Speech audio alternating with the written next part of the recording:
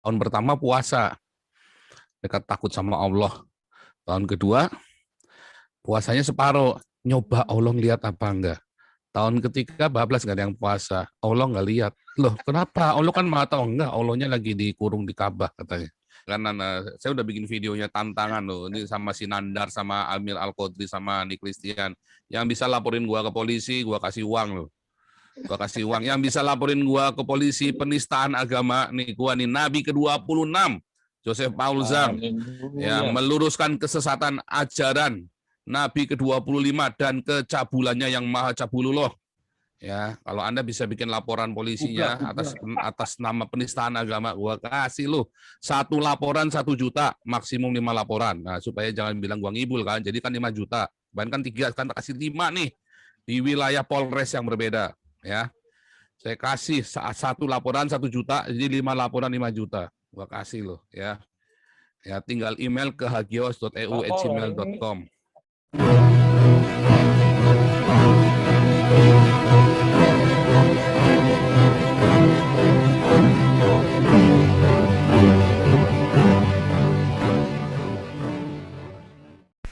Assalamualaikum warahmatullahi wabarakatuh. Innal hamda wa syukran lillah nahmaduhu wa nasta'inuhu wa nastaghfiruhu wa na'udzu billahi min syururi anfusina wa min sayyiati a'malina may yahdihillahu fala mudhillalah wa may yudlil fala hadiyalah. Allahumma shalli wa sallim ala sayyidina Muhammadin wa ala alihi wa sahbihi ajmain, amma ba'du.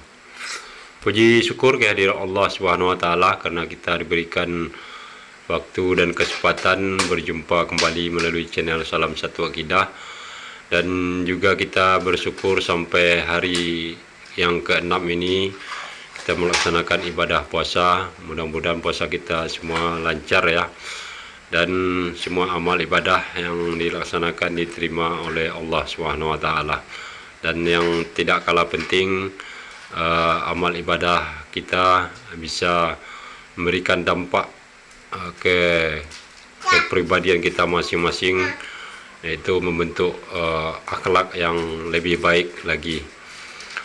Nah, saudaraku semuanya, pada kesempatan kali ini saya akan menampilkan sebuah video si Joseph Paul Zhang yang lagi viral ya, yang mana Joseph Paul Zhang ini diindikasikan sudah melakukan pelecehan terhadap agama Islam. Dan di video ini kita akan saksikan apa saja pelecehan yang dilakukan oleh si Paul Zhang ini terhadap Islam, juga terhadap pemerintah, dan juga terhadap aparat keamanan atau kepolisian. Nah, bagaimana video selengkapnya nanti kita akan saksikan bersama. Namun terlebih dahulu saya mengucapkan terima kasih yang setinggi-tingginya kepada saudara semua yang sudah mendukung channel ini dengan subscribe. Juga yang baru bergabung, jangan lupa untuk subscribe dan share. Nah, tanpa panjang mukadimah lagi, langsung saja kita simak videonya terlebih dahulu. Selamat menyaksikan.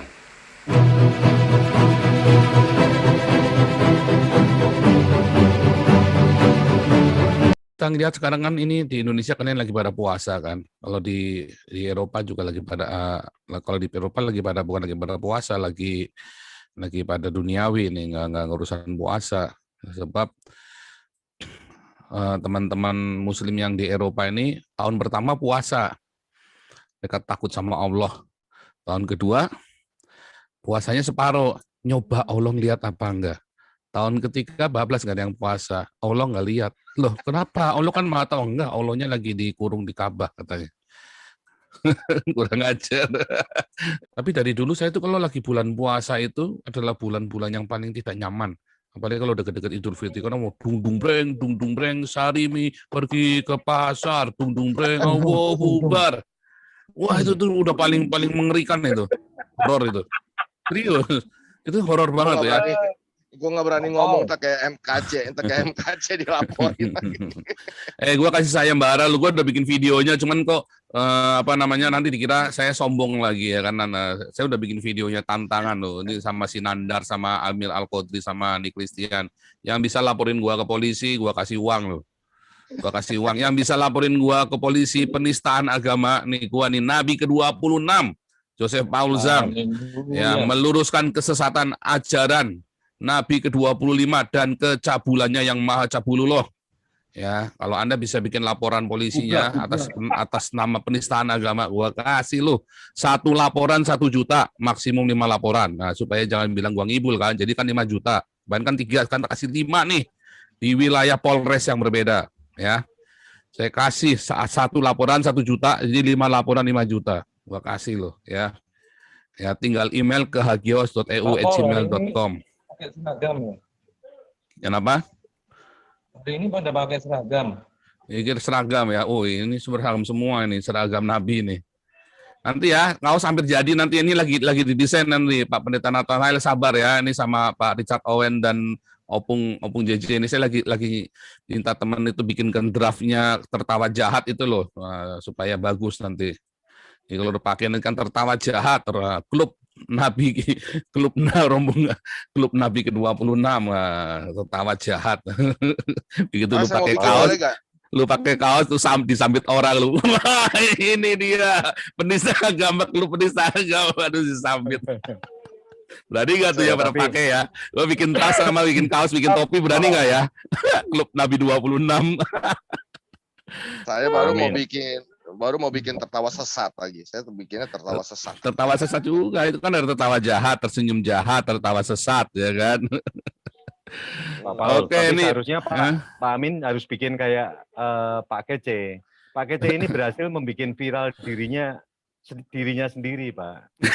Ini kan seolah-olah heboh kan, padahal nggak ada apa-apa di Polda Jatim, nggak ada apa-apa. Pinter Pak Kece ini strateginya, mesti Pak Amin dong supaya lebih ngetop lagi. Pada tega ya, pada seneng lihat gue diincar.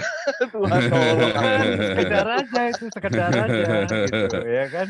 Nah, ini kan teman-teman pada nanya saya kenapa tidak membahas Pak Muhammad KC. Saya bilang apa yang mau dibahas? Nih, gue udah bilang sama juga, ada beberapa teman kan cerita yang youtubers yang diancam-ancam. Gue bilang ini kan juga risiko kerjaan.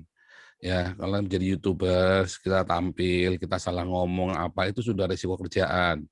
Jadi kalau sudah risiko kerjaan, ya kita sudah tahu risikonya. Kalau nggak masuk penjara, ya mati. Nah, kalau masuk penjara, jangan lupa kasih nomor rekening. Kita nanti siarkan di sini nomor rekeningnya, supaya kalian di penjara bisa menginjil. Dan kita support uangnya di sini. Beneran loh, saya nggak main-main. Kalau kawin di penjara, boleh kita kasih supportnya. Kawin di penjara sama... Temanya ya tentang jawab Alkitab, tapi seputar puasa. Karena ada banyak sekali puasa, sampai saya capek jawab satu-satu di WhatsApp. Teman-teman boleh nanya, tanya, jawab.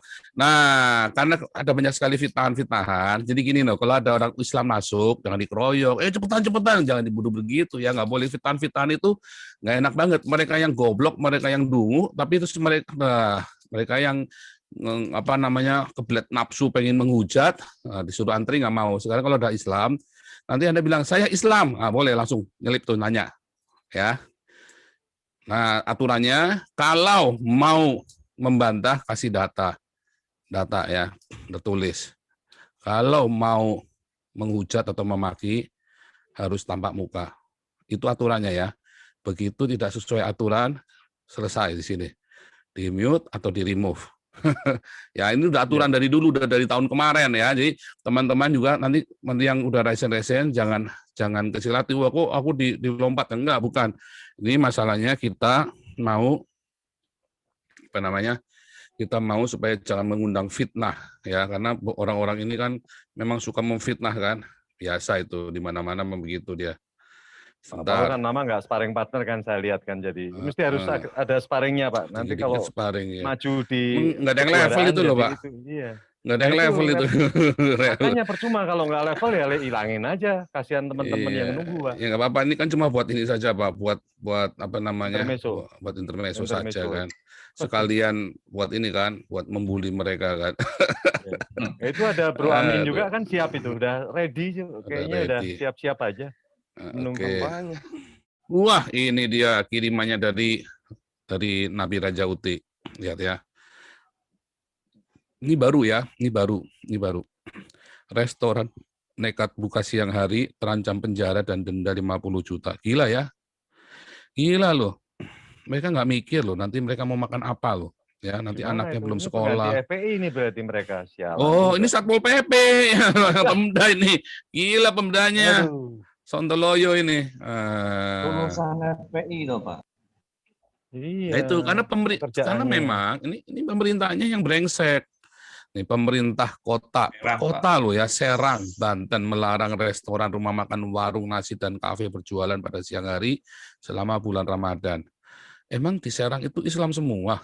Enggak ya, setahu saya tuh Serang itu banyak orang Tionghoanya juga loh, dan banyak orang Kristen juga, walaupun gerejanya nggak boleh berdiri. Tapi di Serang ada gereja kan? Di Serang ada, yang ada kemarin di Cilegon ya. Terus dalam surat himbauan tentang peribadatan bulan Ramadan, mereka yang ibadat ya semua warung jenisnya nggak boleh tutup antara jam 4.30 sampai jam 16. Kepala Bidang Penegakan Hukum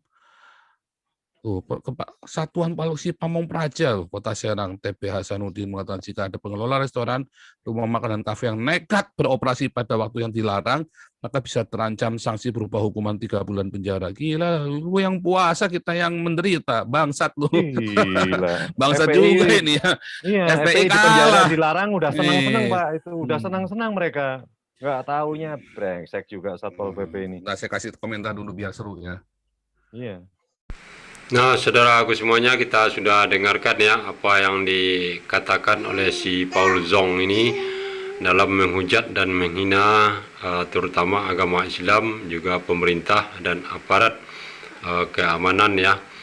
Nah, pertama dia menghujat Allah Subhanahu wa taala, menghujat kiblat umat muslim yaitu Ka'bah, juga menghujat Rasulullah ya, Nabi Muhammad Shallallahu Alaihi Wasallam, dan juga menghujat pemerintahan Pemda, itu khususnya Satpol PP ya, yang menginstruksikan atau memberitahukan kepada masyarakat untuk tidak berjualan di dalam bulan suci Ramadan ya. Kalau kedapatan masih berjualan akan didenda. Nah, ini menjadi olok-olokan dan si Paul Zong mengata-ngatai Pemda dan juga Satpol PP ya. Kemudian dia juga dengan sangat terang-terangan menantang pemerintah dan juga aparat kepolisian ya, dan juga masyarakat, bagi siapa yang bisa melaporkannya kepada kepolisian di 5 Polres, maka dia akan memberikan hadiah kepada setiap pelapor. Kalau bisa melaporkan dia itu sudah melakukan hujatan atau fitnahan atau pencemaran ya terhadap agama Islam, maka ini suatu kesombongan dan keangkuhan, sekaligus dia ini menganggap dirinya sudah kebal terhadap hukum ya. Dengan sangat beraninya dia melakukan tantangan kepada masyarakat, dan ini bukanlah suatu kesalahan yang tidak disengaja, namun ini benar-benar adalah sesuatu yang disengaja dan merupakan suatu pemberontakan secara tidak langsung kepada agama, kepada pemerintah dan juga kepada aparat keamanannya. Oke, kita dengarkan lagi. Bangsat lu.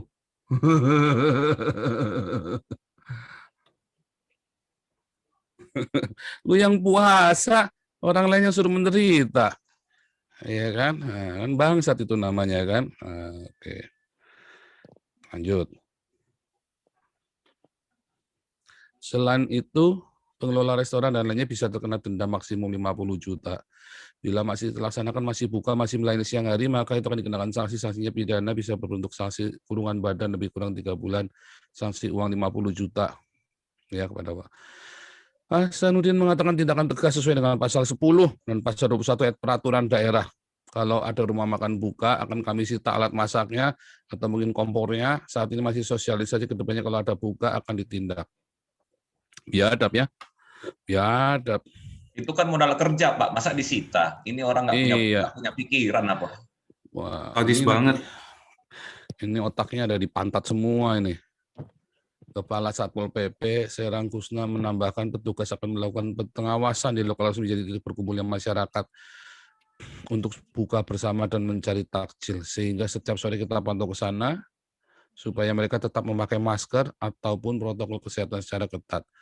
Menurut Kusna, Pemkot Serang tidak melarang masyarakat untuk buka puasa bersama di luar rumah. Hal itu mempertimbangkan pemulihan ekonomi masyarakat. Nah, lagi pandemi, udah mereka lagi setengah mati, mereka cari makan juga lagi setengah mati, ya. Siang-siang nggak boleh buka, padahal di siang itu kan orang kerja kan, banyak yang makan kan, banyak yang nggak puasa. Supaya geliat ekonomi Kota Serang tetap berjalan, nggak akan bisa jalan, mati loh sekarang, nggak bakal bisa jalan. Nah itu ya, ngeri ini. Masya Allah, terkutuklah Allah dan Muhammad Cabulullah. Padahal banyak industri itu di situ. Oh, Iya, makanya banyak pabrik. kasihan. Kan makanya gimana? Mereka kan akhirnya kan kehilangan semua ininya kan, kehilangan semua momentum untuk ini. Nah, padahal di Dubai sendiri, ya ubah aturan kini Dubai bebaskan restoran tak pasang tirai selama Ramadan. Dubai.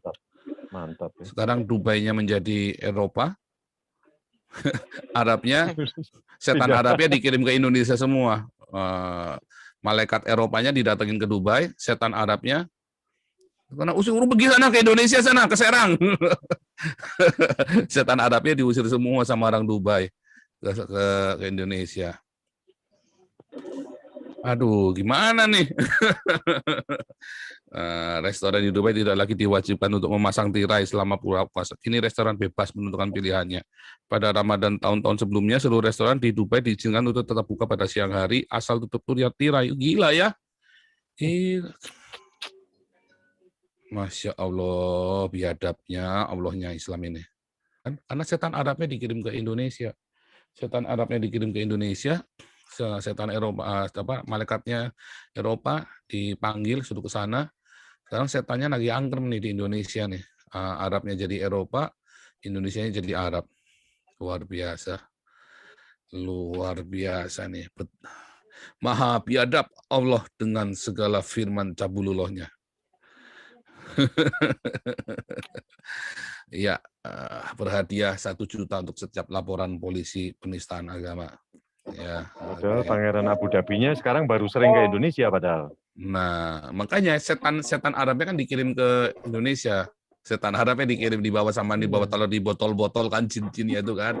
Dikirim dibawa ke Indonesia, dilepasin, buka di Indonesia itu tuh jinnya itu. Lu sana di sini aja lu bikin masalahnya, jangan di negara gua.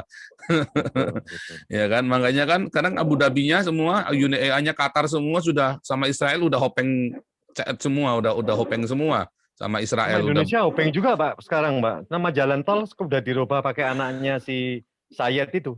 Iya, tapi kan masalahnya yang penting kan mereka berteman sama Israel. Indonesianya kan enggak kan.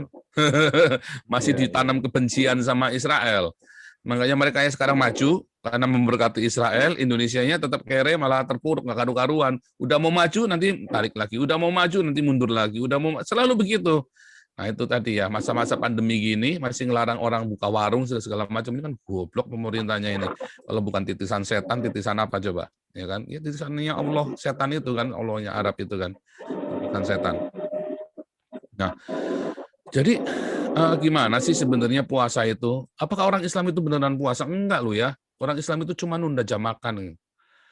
Makanya jadi tetap 3 kali tambah banyak. Dulu sudah pernah saya ini ya, malah sampai viral itu. Sampai viral. Indonesia ini ya, kita kan sudah memasuki tahun kedua ini pandemi Pak. Kalau kita lihat datanya itu ya, sekarang kita hanya mengandalkan kehidupan tuh pada UMKM. Jadi usaha kecil mikro menengah ini. Jadi data ekonomi sepertinya masyarakat ini bisa bertahan dengan UMKM ini. Kalau dari sektor korporasi atau sektor misalkan konglomerat ya terus terang omset semua turun, keuntungan pasti turun, itu udah pasti. Tapi sekarang kan di grassroots ini bagaimana supaya kehidupan bisa berjalan ya memang mengandalkan UMKM. Jadi ini kita sudah mulai masuk tahun kedua. Namun ketika orang katakanlah dagang makanan seperti yang di Serang ini ditutup gitu, dia itu sudah hampir 2 tahun ini mungkin sudah bobol tabungan loh sebenarnya. Pasti. Pasti, dari mana dia bisa menutup biayanya, menutup biaya hidupnya kalau mereka itu siang itu tidak bisa berjualan. Itu kan bagaimana ya, kita kan mau mendorong supaya ekonomi ini bisa berjalan lagi normal seperti biasa, minimal di tingkat UMKM lah dulu ya. Tapi kalau dilarang seperti itu, kapan pemulihan ekonominya ini bisa balik? Satu sisi pemerintah berusaha mati-matian dengan mengintensifkan program vaksinasi, tapi di sisi yang lain ekonomi itu dibiarkan tidak berkembang dengan kebijakan-kebijakan yang model seperti ini. Apalagi ini kebijakan yang sifatnya itu rakyat kecil yang harus makan, dia harus membiayai anaknya sekolah. Dia sudah hampir 2 tahun ini mungkin sudah bobol tabungan. Nah, ini sudah vaksinasi ini sepertinya ada sedikit terbentuk herd immunity. Jadi penyebaran virus itu kelihatannya sudah tidak sekuat dulu lagi ya. Mungkin karena sebagian sudah divaksin, mungkin masyarakat mungkin sudah terbentuk sendiri imunitasnya, saya juga nggak begitu paham ya. Tapi ini sebenarnya kan adaptasi kan akan terjadi Pak, bagaimanapun sesuai dengan teori Darwin ya. Apapun yang terjadi, kalau misalkan ada seleksi alam, pasti akan ada adaptasi. Nah, kelihatannya manusia sudah bisa sendiri melawan virus ini dan sudah terbentuk juga disiplin ketika orang menggunakan masker, mencuci tangan, dan menggunakan desinfektan. Jaga jarak juga. Tetapi dengan kondisi seperti ini, ya mau kapan lagi kita pulih ekonominya? Itu yang saya sampai sekarang itu. Yang saya sayangkan itu wakil presidennya, Pak. Wakil presidennya itu kan orang aslinya kan orang Tangerang. Ya kan? Ya Tangerang, Serang kan dekat ya. Seharusnya mereka ini kan yang kuat di Islamnya. Kalau Jokowi memang abangan ya kan. Abangan itu ya. Wakil presidennya tidak pernah bersuara loh. Saya bilang kayak orang bisu loh. Saya kenal Pak. Anaknya saya kenal. Iya. Saya bilang waduh. Tapi memang ya nggak ada suaranya loh, gila tuh.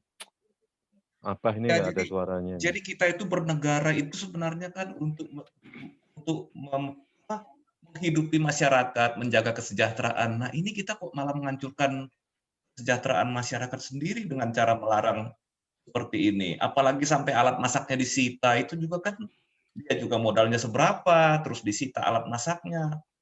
Apa nggak kejam seperti itu? Kan gitu ya Pak ya? Saya kadang-kadang, aduh miris juga yang ngelihatnya ya.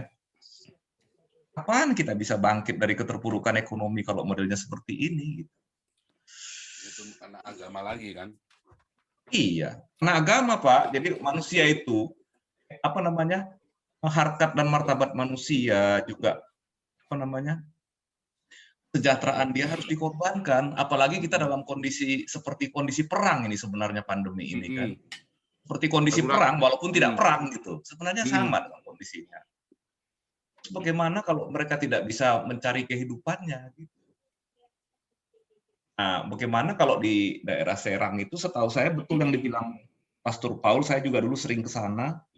Itu juga banyak orang Tionghoa juga Pak, orang-orang tenis benteng itu banyak di sana, gitu, buka bisnis, buka usaha, bahkan gudang juga di sana banyak. Nah itu kan mereka karyawannya juga butuh makan siang itu. Nah misalkan buka makanan di komunitasnya orang Tionghoa misalnya, terus itu nanti akan ditangkap juga dan kena denda 50 juta juga. Nah ini kan akan jadi masalah bikin aturan seperti ini. Gitu. Sulit ya Pak ya memang ya. Ya jalan satu-satunya melarang agama Islam di Indonesia. Saudaraku semuanya, benar-benar tidak waras ya kalau kita simak Paul Zong ini dengan teman-temannya. Berdasarkan apa yang mereka katakan dan bahas ya, masa permasalahan sosial itu mereka jadikan untuk alasan fitnah atau menista agama, itu kan sangat keliru sekali ya, karena sosial itu sangat terkait dengan masalah psikologi seseorang ya, bukan artinya agamanya yang keliru. Kemudian juga orang-orang ini dengan begitu enteng dan tidak ada merasa takut sama sekali juga memojokkan wakil presiden dan juga pemerintahan kota ya, perihal tentang larangan berjualan di dalam bulan suci Ramadan. Nah, yang mengherankan lagi bahwa orang-orang ini kita tahu bukanlah aparatur pemerintahan ya, yang mempunyai jabatan penting di dalam struktur pemerintahan yang akan memberikan masukan kepada pemerintah, sama sekali tidak ya, tetapi hanyalah orang-orang biasa yang hanya bisa menilai menurut pandangan dan pikiran mereka sendiri, kemudian sangat berani mengambil suatu kesimpulan terhadap agama, terhadap pemerintah dan juga aparat keamanan. Oke, kita dengarkan lagi. Mereka dipaksa untuk berpuasa, yang tidak berpuasa. Ya, makanya kan itu kan banyak daerah situ itu kan orang Cina benteng juga istilahnya kalau kita dulu Tangerang bilang ya, karena saya dulu pernah di Tangerang juga. Tapi ya memang itu kan banyak yang kerja di daerah sekitar Serang. Itu bagaimana mereka itu nanti ini? Ya mereka bukan orang Muslim dan nggak puasa, terus mereka cari makan di mana? Ini kan harus juga diperhatikan. Ya, bagaimana ini kaitan ekonomi ini hambat, ya semua akan terhambat, Pak. Ini yang nggak pernah dipikirkan. Jadi kita sepertinya itu di agama itu dibuat sesuatu yang sampai mengorbankan sisi kemanusiaannya juga gitu. Itu yang saya bingung itu ya dengan aturan-aturan model begini. Lucu ya, perda alkohol 0%, ya kan? Terus yang membuat satu ini ya, wah nih terus mereka kan sumbarkan orang Kristen ngajarin ngajarin pelacuran, ngajarin mabuk-mabukan, ya nggak pernah puasa apa segala macam. Tapi ternyata di negara-negara mayoritas Kristen maju loh, lebih maju daripada Indonesia. Rata-rata lebih maju dari Indonesia, ya kan? Nah itu menjadi pertanyaan buat kita semua. Sebetulnya teman-teman yang di live YouTube ini harusnya sadar ya, makanya diviralkan ya. Fuji Islam yang kabur kemari dari perang Islam itu hidupnya masih lebih makmur daripada kalian yang kerja jadi manajer pabrik, ya kan? Kenapa? Karena mereka nggak peduli sama puasa, mereka minum alkohol, minum sini ya kan, minum whisky, wine segala macam, nggak ada 0%. Larang orang Inggris minum bir, wah bisa ngamuk, mereka bisa perang dunia itu. Larang orang Jerman jangan minum Heineken, wah bisa ngamuk, itu bisa perang dunia itu, ya kan. Jarang minum bir, wah bisa ngamuk, ya kan. Produktivitas mereka tinggi justru. Jadi apakah alkohol penyebab moralitasnya betul? Enggak. Bukan. Orang Eropa jelas lebih bermoral. Kasus perkosaan tertinggi justru di Indonesia, bukan di Eropa. Di Eropa jadi tinggi gara-gara orang-orang Arab ini datang. Imigran-imigran ini datang, makanya jadi tinggi. Ya kan, kemarin Pak Susu Kuda kan. Mana Pak Susu Kuda nih? Pak Susu Kuda punya datanya nggak itu? Ya. Yang ada mana, datanya. Pak? Punya datanya loh yang pembandingan yang di Eropa itu kenapa bisa naik itu, datanya masih simpen nggak? Yang HIV apa yang mana? Pemperkosaan itu. Oh masih ada ya. Tetap harus uji segala sesuatu. Jangan kalau kita sudah kagum, kita sudah ngikut guru kita pasti benar. Belum tentu, guru kita belum tentu benar, masih manusia kok. Ya kan? Masih manusia. Nabi saja bisa bikin salah. Kalau nabinya Islam nggak bisa bikin salah. Kenapa Nabi Islam nggak bisa bikin salah? Tiap ngaceng bikin ayat. Makanya nggak bisa salah. Ya kan? Ya, nah, itu rahasianya. Hah? Ada? Mana nama Susu Kuda? Sebentar. Nah ini Pak, yang ini Batak udah jadi ya, lihat ya. Netherlands. Ya, lu punya data pemerkosaan di Indonesia nggak? Kayaknya bawahnya ada deh. Nah ini nih. Nih. Nah, itu kan makin tinggi yang kan di Komnas Indonesia Perempuan kan. bilang, iya. Makin beragama, makin tinggi pemerkosaannya. 2007 nggak seberagama 2018 tuh Indonesia loh. Ya kan? Makin beragama makin tinggi. Oh di Arab itu lebih banyak pemerkosaan. Cuman bedanya kalau di Arab datanya kecil. Kenapa? Karena kamu lapor, kamu malah dicambukin di sana. Kalau kamu diperkosa, kamu lapor di Arab, kamu malah dicambuk. Makanya kelihatannya kecil. Goblok lu orang Islam memang nggak ngerti begituan.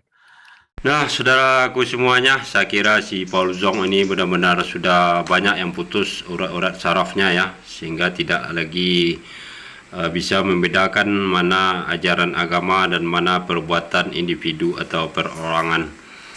Dan juga ini menunjukkan bahwa dia tidak tahu bahwa kehidupan yang kekal itu adalah hidup setelah kematian ya, yaitu hidup di akhirat. maka dengan adanya akhirat, maka manusia yang beragama, khususnya agama Islam, akan menahan segala perbuatan yang keji, ya, walaupun tidak sepenuhnya bisa dilakukan, tapi setidaknya umat muslim tahu batas-batas mana yang tidak boleh dilanggar, ya. Berbeda sekali dengan Paul Zong ini, seakan-akan dia tidak mempunyai Tuhan, ya, karena dari tadi dia mencoba mengambil data dan memfitnah Islam bahwa di mana banyak umat Islam, maka di situ malahan tingkat kriminal tinggi, katanya.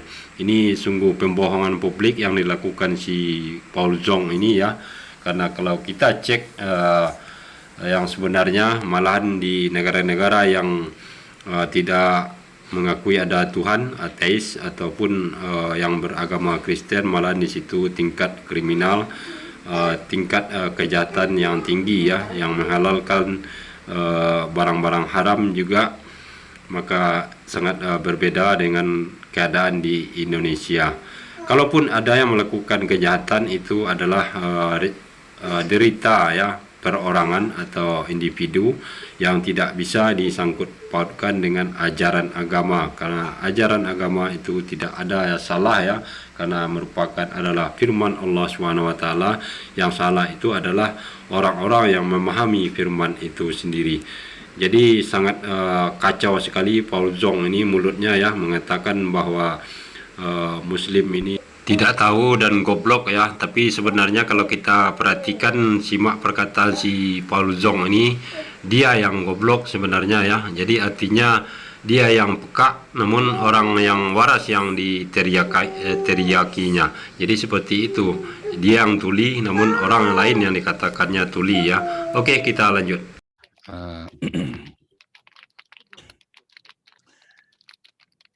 Ya, lihat, ya, ngeri, ya. Data penguasaan di Indonesia itu makin tinggi, makin beragama makin tinggi. 2007 kan baru gegap gempitanya sama si siapa, SBY ini kalau nggak salah, ya. Makin tinggi, makin beragama makin tinggi tuh. Makin tinggi datanya. Kenapa? Karena ya itu tadi. Apalagi terus kemudian Doli ditutup, Kalijodo ditutup, harusnya dilokalisir, kan dikasih dokter di sana yang benar itu. Ya kan? Jadi agama itu memang membuat bodoh, agama itu membuat bangsa itu rusak. Mau agama apapun, lepas. Karena agama, makanya tadi saya bilang sama Amin Wijaya tadi kan, itu orang-orang yang blunder tempatnya Yusuf Manubulu kemarin dihubungin lagi, suruh masuk ke saya, suruh tanya jawab di sini. Jangan di tempatnya Yusuf Manubulu, itu bukan apologet, dia itu gembala, nampungin orang murtadin ini suruh kesaksian. Lu tanya macam-macam, dia kagak ngerti lah. Yang bukan apologet kok. Tanyanya ke sini, di sini tempatnya apologet. Coba nanti iseng-iseng, ya, sambil cari-cari data, kita coba lihat data pemerkosaan ini, apakah banyakkan mana hipotesanya kita buat seperti ini. Apakah pemerkosaan itu akan tinggi di daerah di mana tempat orang ada minuman alkohol sebagai minuman daerah, atau yang justru nggak boleh minum alkohol, gitu. Ada nggak kaitannya? Ada nggak relasinya, gitu? Oh iya, boleh tuh dilihat tuh. Bisa, Pak. Dibandingkan. Jadi kita pakai data membuktikannya. Coba dicek Pak Susuguda ini, tolong dicekin sambil ini, ya. Dicekin sambil ini. Itu sebenarnya ada datanya semua kok. Kayak misalnya di Bali itu kan mengizinkan ini kan minuman, bahkan ada pabrik, makanya wisata halal si Sandiaga Uno. Tolol juga ini satu Sandiaga Uno, ya. Bukan tolol. Orang yang pinter, orang Islam yang pinter, kemudian nipu kalian yang goblok. Nah, kayak Sandiaga Uno ini, kayak si Ma'ruf Amin ini. Para ulama-ulama yang sekolahnya pinter-pinter, mereka tahu Allah Islam itu memang cabulolo dan mahat biadab. Nah, mereka gunakan itu, tapi kan rakyat jelata sudah ditipu habis-habisan, makanya dia gunakan itu buat tipu kalian. Jadi orang Islam yang sekolahnya tinggi, yang pinter, nipu kalian yang bodoh. Orang Islam yang rakyat jelata dibikin bodoh sekalian sama mereka supaya bisa dikendalikan. Itulah, ya. Makanya jangan jadi Islam, jadi goblok pokoknya, putusin jadi Islam itu. Rektor pun bisa percaya jin, ya, gue bingung loh. Rektor bisa percaya jin, direktor. Lu kagak ngerti, ya. Ya itu karena agama jin sih, ya, soalnya, ya. Nah itu karena penuh dengan tahayul, akhirnya itu tadi. Coba lihat Kristen. konflik, berdebat. Begitu ada merasa dia nggak cocok di hati dia, mau pendeta mau apa didebat sama jemaatnya, nggak urusan. Didebat, ya kan? Di muka umum, wah ada yang bilang saja jangan dong ditutup yang gini tutupin. Oh, kenapa harus ditutupin? Dibuka saja, justru ditunjukkan kita nggak saling membunuh kalau debat. Sama orang Islam dibuka kan, wah jadi bulan-bulanan, ya nggak apa-apa, bagus justru. Jadi mereka tahu justru ini loh kalau debatnya orang Kristen. Coba kalau di Islam, begitu debat disamperin kan, si siapa itu yang di Solo itu langsung ke si digebukin kan, lagi pesta nganten digebukin. Compong ini memang orang-orang Islam ini. Terus yang Ahmadiyah yang di Bogor begitu beda dibakar hidup-hidup, ya kan? Gavata di Kalimantan dibakar rumahnya, kan compong itu namanya kan, agama compong itu kan, agama biadab. Nah, yang di Solo itu kan Arab dikebukin Arab, Pak. Iya, Arab dikebukin Arab. Nah iya. Makanya kadang-kadang nggak mikir. Coba kamu lihat ya, Esra Sorum Muriwali mau sampai begitu rupa, apa Muriwali terus mau bunuh ya, Muriwali nggak bakal berani bunuh saya juga. Nah, saudaraku semuanya, kalau kita dengarkan sampai ke sini apa yang dikatakan oleh Paul Zong ini ya, sepertinya dia ini merasa orang yang paling pintar sedunia, yang paling benar sedunia ya, dan semua orang diserangnya, tidak saja agama, juga pemerintah, aparat keamanan, dan juga pribadi yang notabene adalah bapak-bapak bangsa ya, seperti Wakil Presiden Bapak Kiai Haji Ma'ruf Amin dan juga Bapak Sandiaga Uno juga disinggung-singgung oleh Paul Zong ini ya. Dan dia dengan enaknya mengambil kesimpulan bahwa orang-orang tersebut menipu umat muslim yang awam. Nah, ini menandakan bahwa dia ini benar-benar tidak tahu apa-apa ya atas pernyataannya tersebut, hanya bisa menfitnah apa yang tidak dia ketahui. Jadi kalau kita simak dari awal pengakuan atau penjelasan si Paul Zong ini, setiap kata-kata yang dilontarkannya secara keseluruhan benar-benar sudah kelewat ya, dari ukuran-ukuran manusia yang punya moral dan punya adab ya. Jadi memang seharusnya manusia yang satu ini harus diberi pelajaran ya, melalui jalur hukum tentunya, karena kalau dibiarkan ini akan menimbulkan efek terhadap saudara-saudara yang lain ya, yang mungkin sangat tidak bisa terima dan tidak senang dengan apa yang disampaikan oleh si Paul Zong ini. Dan yang sangat penting kalau saya lihat di sini, Paul Zong ini bisa kita katakan bahwa dia inilah sebenarnya orang yang radikal ya. Karena radikal itu sendiri adalah seseorang yang tidak bisa menerima perbedaan ya, baik perbedaan agama, perbedaan pendapat, perbedaan paham, dan juga dalam kondisi apapun dia tidak bisa terima, maka dia akan berlaku sangat brutal ya, dan itu akan dimulai dari perkataannya. Dan itu merupakan suatu indikasi yang akan menjurus ke radikal yang sesungguhnya, yang akhirnya akan melakukan suatu tindakan kekerasan ya atas ketidakmampuannya menerima perbedaan tersebut, yang lebih kita kenal dengan radikal. Jadi sangat pantas dan sangat wajar, dan memang harus manusia ini diproses ya berdasarkan laporan yang sudah dibuat oleh PBNU kepada pihak kepolisian ya, dan pihak kepolisian sendiri sudah memberikan respon akan segera menyelidiki yang namanya Paul Zong ini. Dan itu bisa kita lihat beritanya di berita-berita yang bisa kita baca di Google ya, dan saya akan lampirkan. Nah, saudaraku, inilah sumber-sumber berita yang kita dapatkan ya dari JPNN, yaitu langsung di kasus ini ditangani oleh Bapak Kapolri ya, dan juga pelaporan dari PBNU untuk meminta polisi menangkap Paul Zong ya, karena menista agama. Dan tentunya kita berharap ya supaya benar-benar kasus Paul Zong menista agama ini diproses secara hukum ya, biar kedepannya tidak lagi ada individu atau orang-orang yang berbicara terlewat batas ya, sehingga menimbulkan keresahan di tengah masyarakat khususnya umat beragama. Dan juga sebelumnya kita sudah ketahui si Cornelius ya juga melakukan hal yang sama dengan sangat lantang, berkuar-kuar di YouTube, memfitnah dan menghina menista agama Islam, dan juga sudah dilaporkan mungkin juga dalam proses ya penanganan oleh pihak kepolisian ya, dan akan segera mungkin dibawa ke pengadilan. Nah, tentunya ini menjadi suatu pelajaran juga bagi kita semua umat muslim supaya jangan terpancing dengan ulah mereka ya, yang selalu membuat pernyataan yang sangat memancing emosi-emosi kita, supaya kita bisa menahan diri dan bersabar ya. Biarkan saja hukum pemerintah dan undang-undang dan juga hukum Allah SWT yang menghakimi mereka, dan kita hanya perlu menangkal atau meluruskan tuduhan serta fitnahan yang selama ini mereka tujukan kepada Islam secara umum ya.